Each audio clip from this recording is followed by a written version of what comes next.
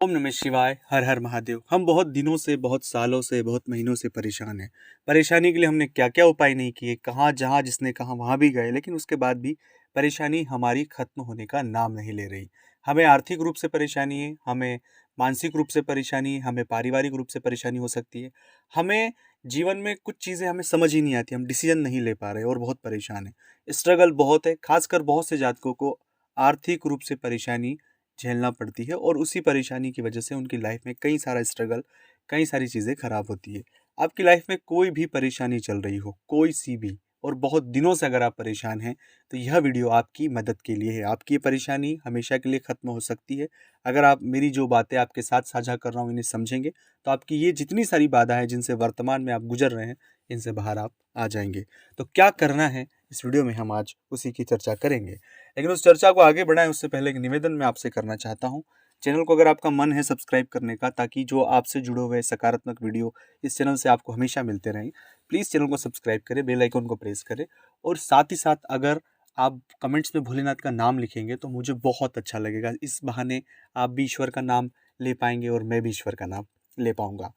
तो सबसे महत्वपूर्ण बात एक और है कि अगर आप चाहते हैं अपनी कुंडली का विश्लेषण करवाना, जीवन में कोई तकलीफ परेशानी जो भी प्रश्न हो, या आपको ऐसा लगता है कि आपको कुछ मार्गदर्शन चाहिए, तो स्क्रीन पर नंबर चल रहे हैं, आप व्हाट्सअप पर आए, अपॉइंटमेंट लेकर बात कर सकते हो। उसका फीस और शुल्क लागू है।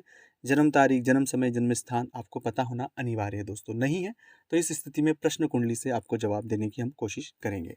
सबसे पहली बात है कि जब भी व्यक्ति परेशान और हताश होता है तो बहुत से लोग उसका साथ छोड़ देते हैं, उस पर कर्ज बढ़ सकता है और उसको इस तरह का मेंटलिटी, नेगेटिविटी क्रिएट हो जाती है कि वो कुछ सोच ही नहीं पाता। उसे लगता है कि मैं हार चुका हूँ, थक चुका हूँ, और बहुत ज़्यादा नकारात्मक हो जाता है।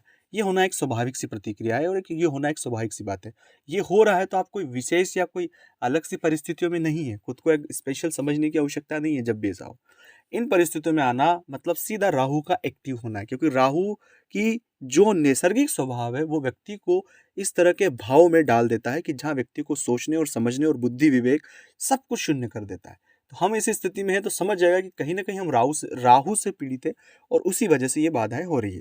तो इस स्थिति में कभी ना आए, खुद को उस समय सेल्फ मोटिवेट करें, खुद को पॉजिटिव रखें और हो सके जितना हो सके उतना गहरी और लंबी सांस लें, पानी पिए। जब भी इस तरह का भाव आए, आपको 10 मिनट, आधे घंटा बेचैनी महसूस होगा, रात को नींद नहीं आएगी, आप बेचैन हो सकते हैं इस चीज़ों को सोचकर, तो ऐसी स्थिति में नहीं आना है।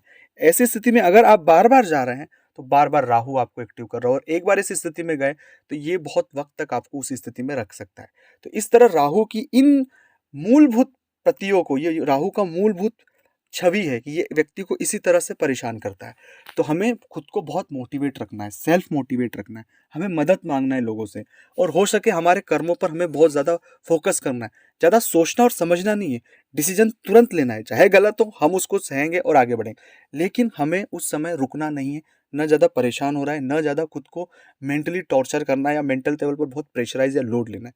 ये लेना सब कुछ उस भ्रम में फंसाना है, राहु के एक छाया में फंसाना जो वास्तविकता में है ही नहीं, लेकिन दिमाग में क्रिएट करवाना है। ये बहुत सीक्रेट बात आपके साथ शेयर कर रहा हूँ, और आप सिर्फ एक बार शांति से कूल होकर इस पूरी परिस्थितियों को अलग से देखें, आप समझ जाएंगे, आपको रास्ता मिल जाएगा।